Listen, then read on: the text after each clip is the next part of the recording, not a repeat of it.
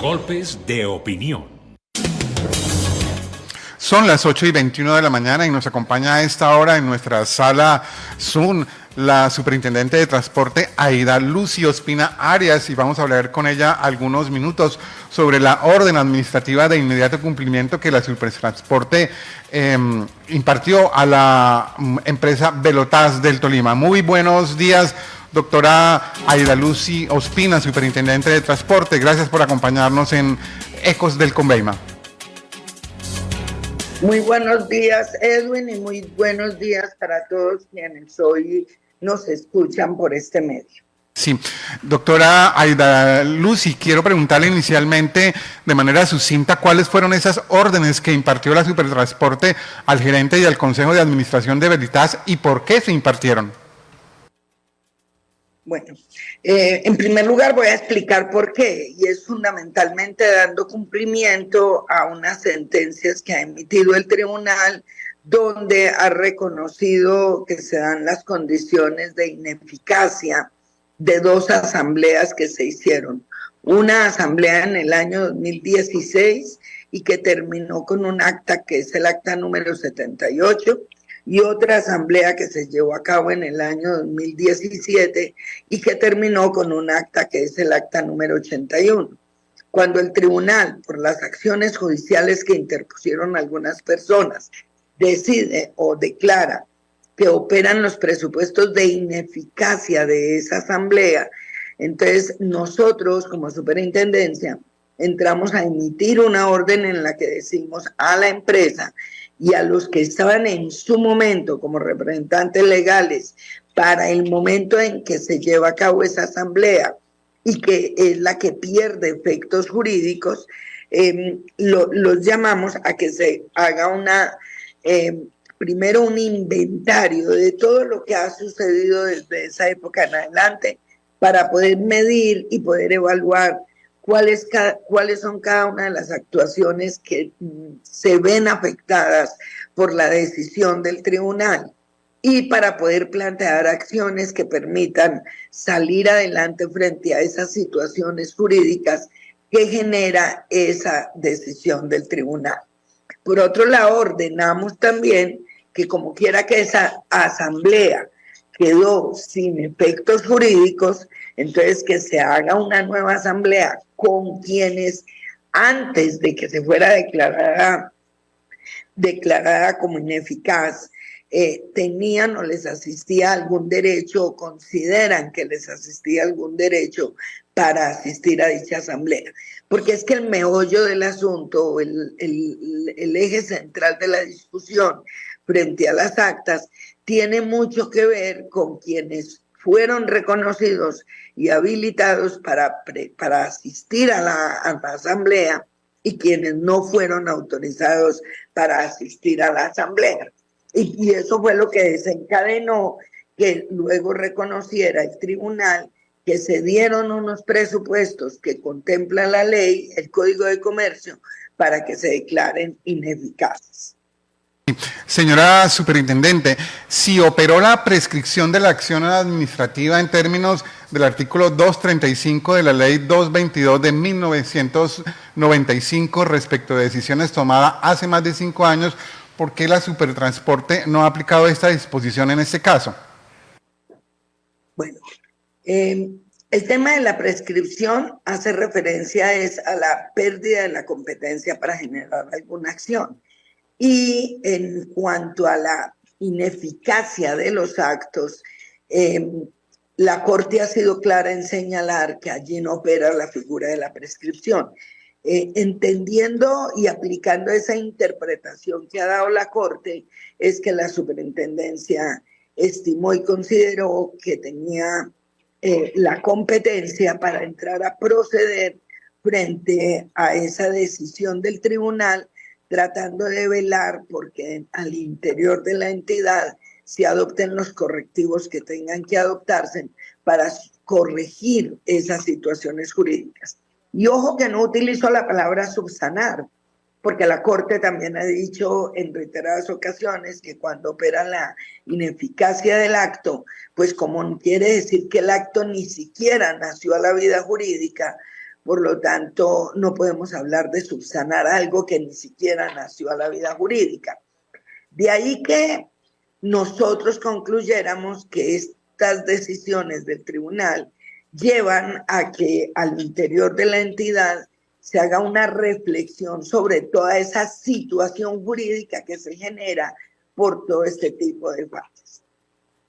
Superintendente, aquí en el Tolima hay una inquietud y es que si la superintendencia en el año 2021 consideró que Velotas había cumplido el plan de mejoramiento al 100%, si eso es así, ¿por qué y cómo se explica que la Supertransporte mantenga sometida a control Velotas desde el año 2016? Claro, aquí lo primero que hay que aclarar es que obviamente el sometimiento a control es una medida administrativa que adopta la superintendencia como una acción preventiva para tratar de que a una empresa que es sujeto de vigilancia de la superintendencia, a esa empresa se le advierta, digamos, de algunos hechos o algunas situaciones críticas que tiene y que desarrolle unas acciones para salir de esa situación crítica. Es una medida que contempla la ley 222, donde uno es una acción preventiva, digamos, buscando de la mano con la empresa, que la empresa con un plan de mejoramiento y evidenciados cuáles son esas situaciones críticas que tiene, proceda inmediatamente a tratar de salir adelante de esa situación crítica. Es aclarando qué es la medida de sometimiento a control. Entonces,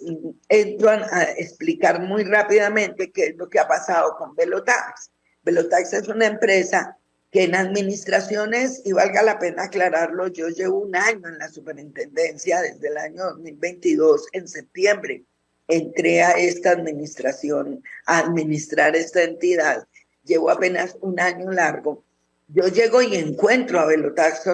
sometido y encuentro que tiene toda una historia frente al sometimiento, que hubo un sometimiento por conflictos societarios y por conflictos financieros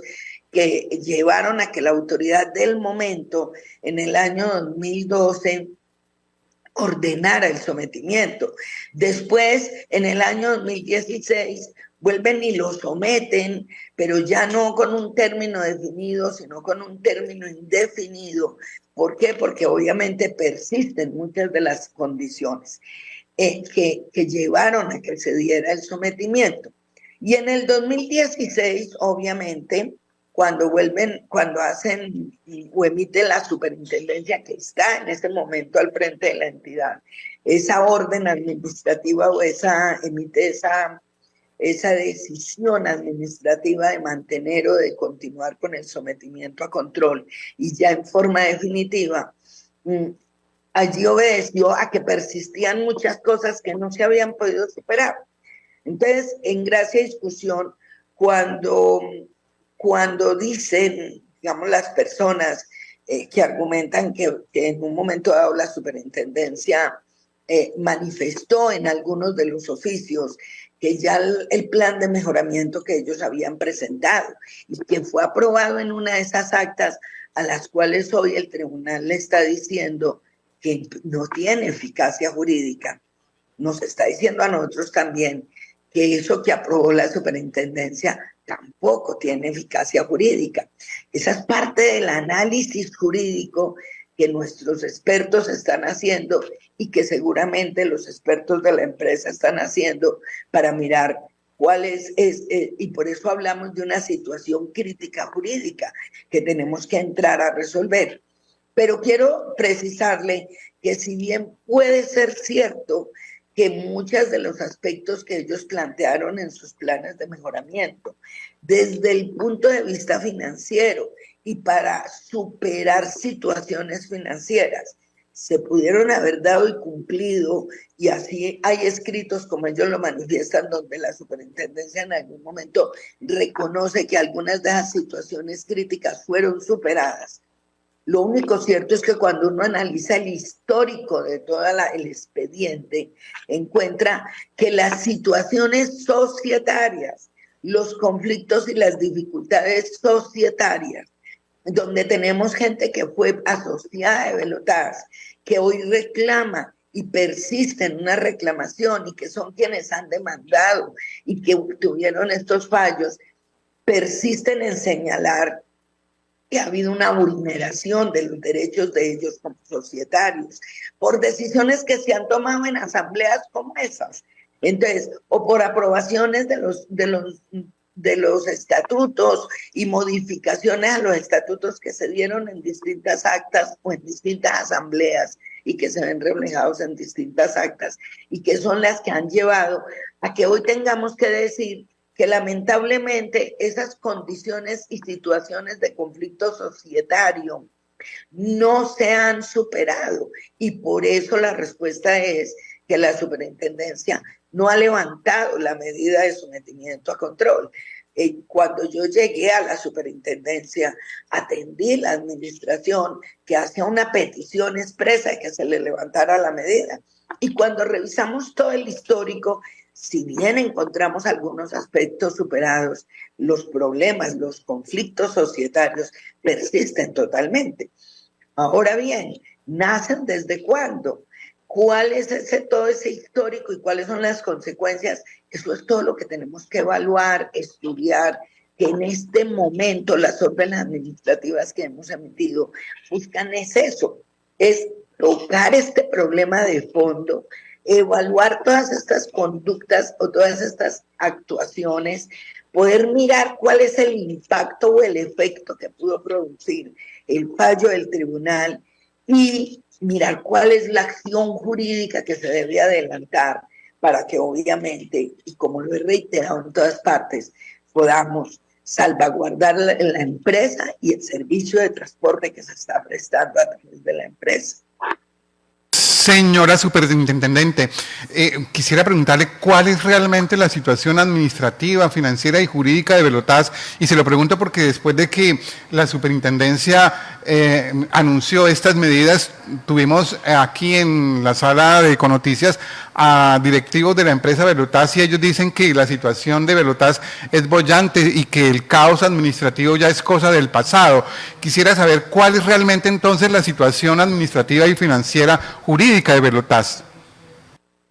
Bueno, no me corresponde mediante este medio pronunciarme en ese punto específico porque es parte de lo que estamos evaluando en este instante. Para algunas personas seguramente que están muy bien, pero si usted lleva ahí a las cámaras, a los abogados y a las personas que representan la situación jurídica o que representan a aquellos que alegan tener como socios o como ex socios porque fueron expulsados y porque presuntamente ellos fueron expulsados sin cumplimiento de las reglas que dicen la ley comercial y las normas que rigen las cooperativas, pues obviamente vas a encontrar una versión diferente. Y no específicamente para, vuelvo y le reitero, en lo financiero uno puede ver de los estados financieros que es una empresa que ha logrado superar muchas de las situaciones críticas. Pero aquí estamos hablando de una situación crítica jurídica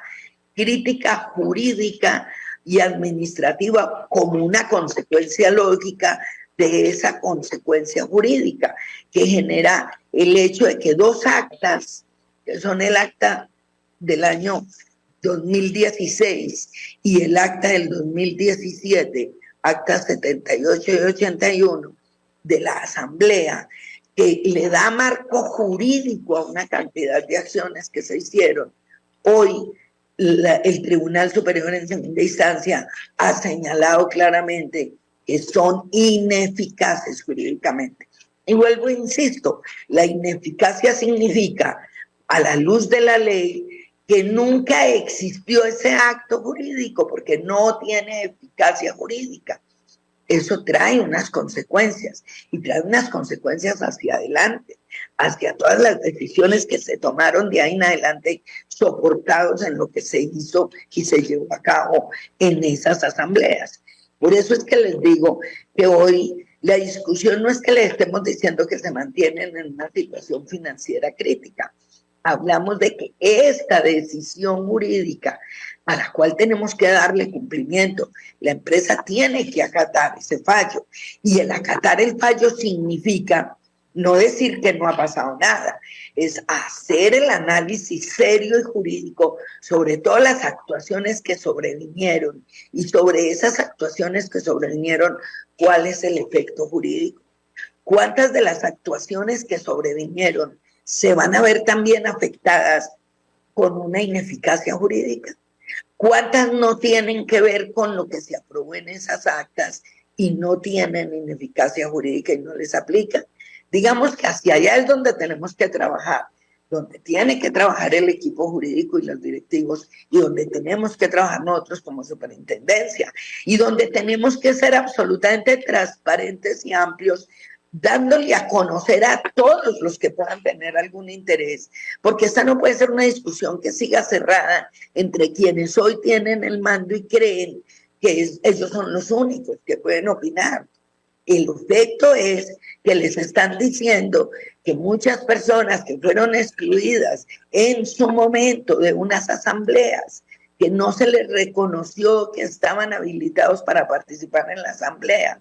en teoría interpretando que estaban aplicando unos estatutos bien y para otros que están aplicados mal, hay que devolvernos hasta allá para que resolvamos esos temas, podamos tener las claridades jurídicas y mirar cuáles son esas consecuencias, porque finalmente eso es lo que hace el tribunal, reconocer que se cumplen los presupuestos de ineficacia de esas asambleas. Ahí es donde yo hago un llamado a que tengamos cordura, tranquilidad y nos sentemos a hacer la tarea con juicio. Porque ni es cierto que la superintendencia esté pretendiendo cerrar a Velotax, que creo que fue un mensaje absolutamente equivocado que le dieron a los propietarios y a los conductores.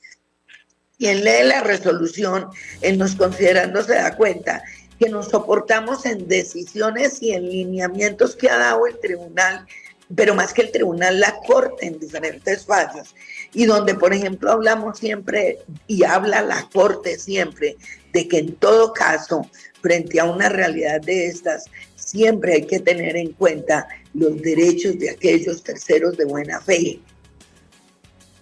Señora Superintendente, precisamente en ese sentido quisiera preguntarle, la Supertransporte ordenó que el Consejo de Administración de Velotax convoque a la Asamblea a quienes se creían con derechos en el año 2016 y las directivas de Velotax pues lo que han dicho es que esa decisión es contraria a los requisitos que exige la Ley 79 del 98 en su artículo 28, es decir que los convocados sean los asociados al momento en que se convoque el Consejo, pero que además se encuentre al corriente de sus obligaciones. ¿Qué dice la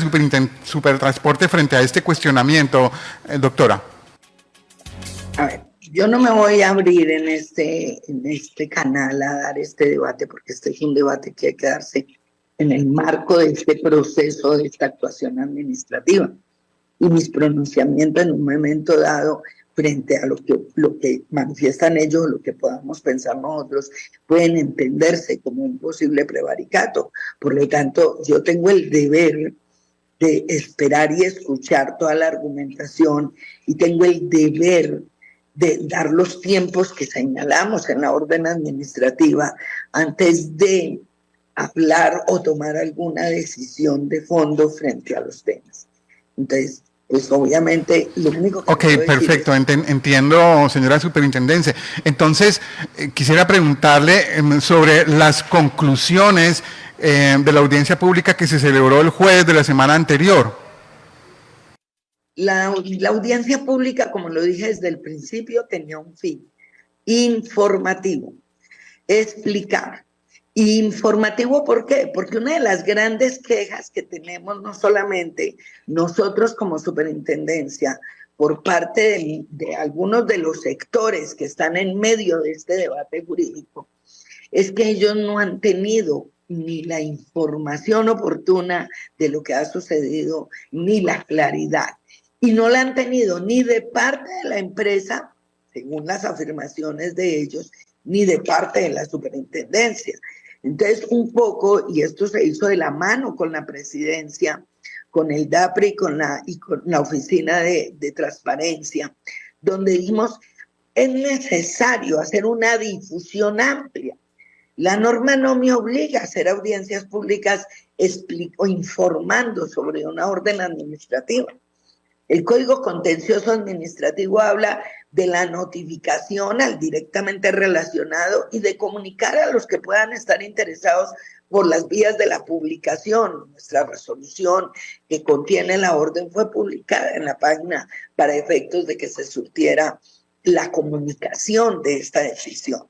y se surtió la notificación como manda el Código Contencioso Administrativo para a quien se le está dirigiendo la orden. Pero resulta que hemos visto que estos canales habituales de información, como suministramos la información, son insuficientes según los reclamos reiterados que tenemos. Entonces, se optó, en aras de ser aún mucho más transparente, de hacer la audiencia pública para informar de qué se trataba y para aclarar algunos aspectos, porque se generó una ola de desinformación, especialmente hacia los empleados, hacia los conductores, hacia los propietarios, en donde trataron de llevar el mensaje erróneo de que es que se iba a acabar la empresa. Entonces, lo que quisimos fue, a través de la audiencia, simple y llanamente, tener una actuación adicional en aras de la transparencia, donde informábamos de la medida. Y ese fue el objetivo. Finalmente, y antes de despedirla, y con todo respeto, ha surgido también,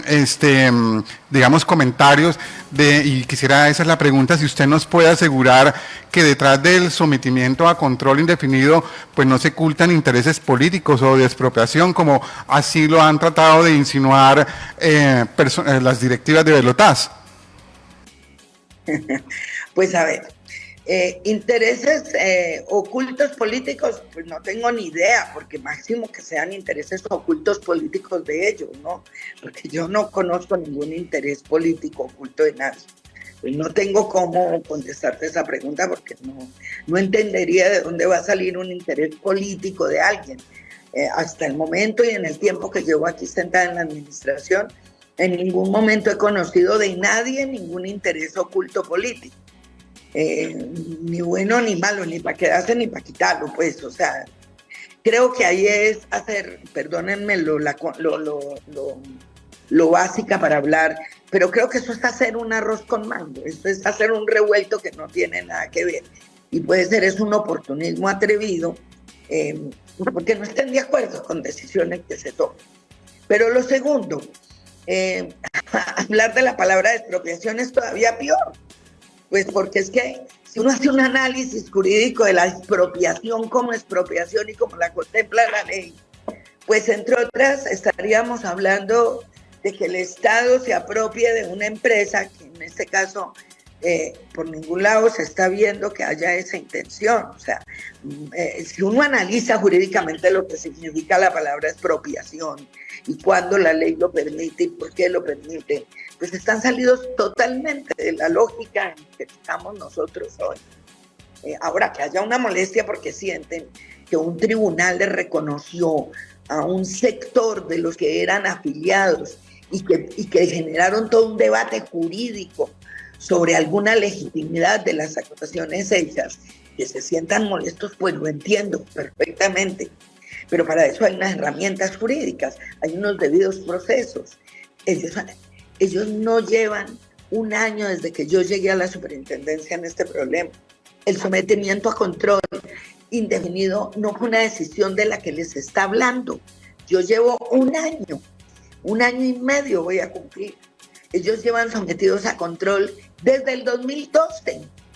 después 2016. Si hay algún interés político, pues ha sido de los mismos amigos de ellos, porque no es de nosotros que llegamos ahora en septiembre o en agosto del 2022 al gobierno. Entonces me parece que entrar en ese debate y llevar una cosa tan técnica a tratar de llevarla a un escenario político no tiene sentido. Creo que allí se está cometiendo es un error conceptual de estrategia de cómo manejar una situación o un problema jurídico que tenemos que abordar. Comparto con la crítica que hacen las personas que hoy critican a la superintendencia por la inercia y por haber permitido que el sometimiento a control durara tanto tiempo. Porque es que la medida de sometimiento a control es una medida que debe ser temporal y para ayudar a la empresa que salga adelante y resuelva sus conflictos. Pero si no lo logra, pues hay otras medidas que la misma ley propone, que la misma ley 222 propone. Entonces, dar esas largas, ahí comparto la crítica de que no debió darse en todas esas largas. Pero que quede claro que las largas no las hemos dado nosotros o la que les está exponiendo aquí. La que le está exponiendo lleva un año escaso, con un año y medio escaso en esta entidad, y lleva un año y medio escaso leyéndose